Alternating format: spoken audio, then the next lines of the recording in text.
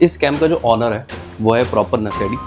जहाँ वो जा रही है, जहाँ पे वो बैठ रही है, उसके पास में जा रहे हैं। सोने का टाइम हो गया, सोने नहीं दे रहे। तो उसने बोला भाई हमारी प्रॉपर्टी है, हम जो चाहें करेंगे।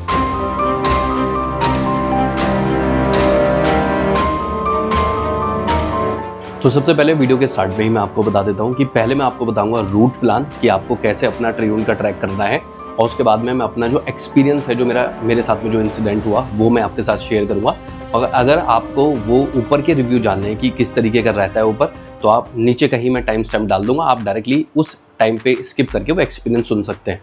तो पहले मैं बताता हूँ, अगर आप मैक्लियोडगंज मार्केट से स्टार्ट कर रहे हैं, यहाँ में जो मेन मार्केट है या फिर जो कह सकते हैं जो दलाई लामा टेम्पल है, वहाँ से मैं आपको लोकेशन बताऊँगा। दो रास्ते हैं ट्रियून को ट्रैक करने के लिए, टॉप तक जाने के लिए। एक रास्ता है गल्लू टेम्पल वाला और दूसरा रास्ता है भागसूनाग टेम्पल वाला। अगर आप गल्लू टेम्पल से स्टार्ट करेंगे तो आपको मैक्लियोडगंज से मतलब बाय रोड ही 4 किलोमीटर चलकर जाना पड़ेगा, फिर उसके बाद में ट्रैक स्टार्ट होगा। वहीं अगर आप भागसूनाग से जाना चाहते हैं तो आपको 2.5 किलोमीटर तकरीबन पैदल चलना पड़ेगा, जो बाय रोड है, उसके बाद में ट्रैक स्टार्ट होता है। अब आपको ऐसा लग रहा होगा कि यार जाहिर सी बात है, जिस तरह से शॉर्ट है उधर से जाओ, लेकिन ऐसा नहीं है। अगर आप गल्लू टेम्पल से जाएंगे तो ओवरऑल जो टॉप तक पहुंचने की जो लेंथ है ट्रैक की वो कम है, वहाँ से ईजी भी है ट्रैक करना, ज़्यादा अच्छा रास्ता है। अगर आप धूप में करते हैं ट्रैक तो वहाँ पे ज़्यादा छाँव मिलेगी आपको।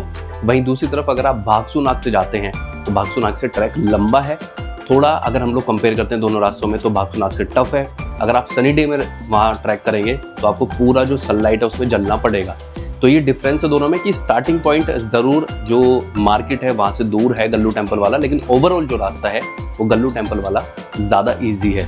अच्छा, एक चीज़ और है यहाँ पर कि अगर आप गल्लू टेम्पल से जाते हैं तो वहाँ पर अगर आप बाय व्हीकल जाने की कोशिश कर रहे हैं कि भाई 4 किलोमीटर अपना व्हीकल लेकर जाएं, वहाँ पे पार्क कर दें, तो वहाँ पे कोई पार्किंग नहीं है, बहुत ज़्यादा खाली सा रहता है, सूनापन सा रहता है। तो आप रोड पे खड़ी करके जा सकते हो, कोई रिस्क तो नहीं है, और पहाड़ वगैरह में आमतौर पे होता भी नहीं है। लेकिन हो सकता है कि फिर आपके दिमाग में लगातार चलता रहे कि यार पार्किंग में सही लगाई है नहीं लगाई है, कुछ हो ना जाए मेरे व्हीकल के अंदर, बाइक है या कार है जो भी आपकी है, तो आपको वो कहीं ना कहीं दिमाग में टेंशन रहेगी। तो मैं यही कहूँगा कि आप अपने होटल के अंदर ही छोड़कर जाना जो भी व्हीकल है, या फिर आप कोई व्हीकल रेंट कर लेना 4 किलोमीटर अगर आप नहीं चल सकते हैं। वैसे तो यार देखो, ट्रैक करने जा रहे हो तो जाहिर सी बात है आप अपने फ्रेंड सर्कल के अंदर 4 किलोमीटर ईजिली चल सकते हो, क्योंकि ट्रैक का आपने माइंड सेट किया हो। अगर आप भागसूनाग की तरफ से जाते हैं तो उधर टेम्पल के रास्ते में आपको पार्किंग मिल सकती है, वहाँ पे आप अपनी बाइक को, अपने व्हीकल को पार्क कर देना और फिर अपना ट्रैक स्टार्ट कर सकते हो। तो अगर आप भागसूनाग से जाते हो तो वहाँ पे आगे जाके भागसूनाग वाटरफॉल भी आता है। तो अगर आपको वाटरफॉल में नहाने का मन है तो अपना जो स्पेयर क्लॉथ वगैरह है वो साथ में लेकर चलना ट्रैक पे। और ऊपर ट्रियून के टॉप पे जाने के बाद में आप ऐसा कर सकते हो कि गल्लू टेम्पल से वापस उतर सकते हो, अगर आप व्हीकल लेकर नहीं जा रहे हो तो। अगर व्हीकल लेकर जाओगे भागसूनाग पे, अगर आपने पार्किंग में व्हीकल लगाया है तो आपको वापस उधर से ही आना पड़ेगा। तो वैसे तो मैं कहूँगा पैदल जाओ, गल्लू टेम्पल से स्टार्ट करो, भागसूनाग से उतर कर आ जाओ, या फिर भागसूनाग से अपना ट्रैक स्टार्ट करो और गल्लू टेम्पल से उतर कर आ जाओ। लेकिन बेस्ट रूट बताता हूँ, अगर आपने पैदल ही करना है पूरा, गल्लू टेम्पल से अपना जो ट्रैक है वो स्टार्ट करो, ट्रियून टू टॉप तक जाओ और वापस उतरते हुए भागसूनाग की तरफ से आना। फिर जो ट्रैक की पूरी थकान है ना, जब आप भागसूनाग वाटरफॉल के अंदर नहाओगे तो सारी थकान उधर खत्म हो जाएगी, काफ़ी रिलैक्स फील करने लगोगे और फिर वापस अपने होटल पहुंच जाओगे नहाने धोने के बाद में, एंजॉय करने के बाद में। अब यहाँ पे सारे सिनेरियो के अंदर मैंने बहुत ही सिंपल तरीके से आपको बता दिया कि ट्रैक किस तरफ से स्टार्ट किया जा सकता है। 2 रास्ते हैं, कहाँ से लंबा है कहाँ से छोटा है, पार्किंग की फैसिलिटी है नहीं है, भागसूनाग जो वाटरफॉल है वो किस तरफ से पास में आएगा। अब बताता हूँ मुद्दे की बात। अगर आप ट्रियून को ट्रैक करने जाते हो तो अर्ली मॉर्निंग स्टार्ट कर देना और ये कोशिश करना कि भाई ऊपर ना रुको, सेम डे ऊपर जाओ, टॉप तक जाओ और टॉप तक पहुंचकर वापस आ जाओ, खत्म बात। ये इसलिए मैं बोल रहा हूँ क्योंकि मेरा जो टॉप पे जो ट्रियून का बेस कैंप है वहाँ पे रुकने का जो मेरा एक्सपीरियंस है बहुत ही ज़्यादा ख़राब रहा है। पहले मैं उस कैंप का नाम बता दूँ जहाँ पे मैंने स्टे किया था, भागसूनाग एडवेंचर कैंप।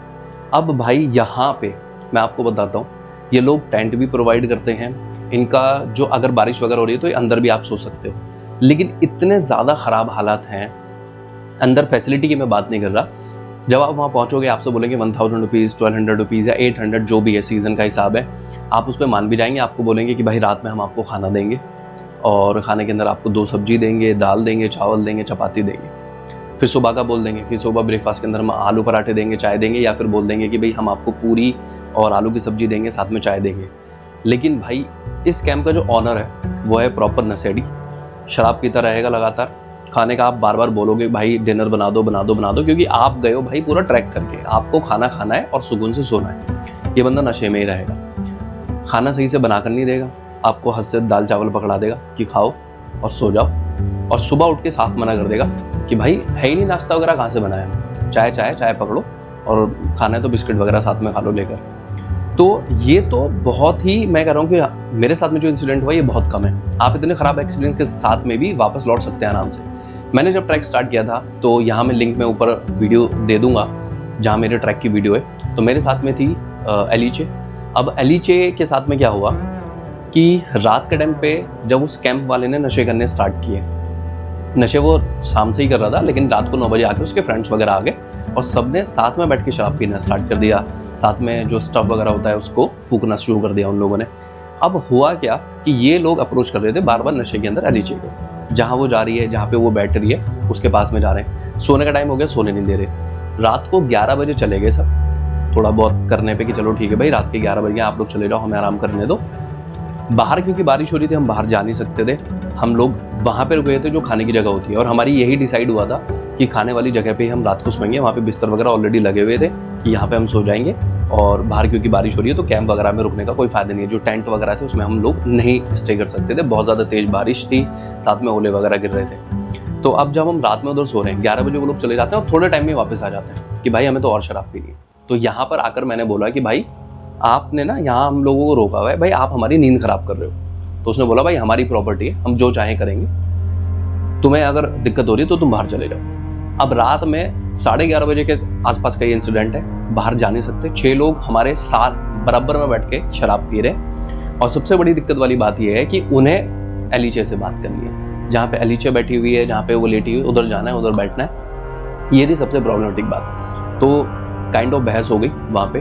फिर मैंने उस पर्टिकुलर मोमेंट में सोचा कि भाई मैं पुलिस को कॉल कर देता हूँ, लेकिन रात में तो पुलिस आने से रही ऊपर, वो फुल नशे में थे, पूरा पी रखी थी उन लोगों ने।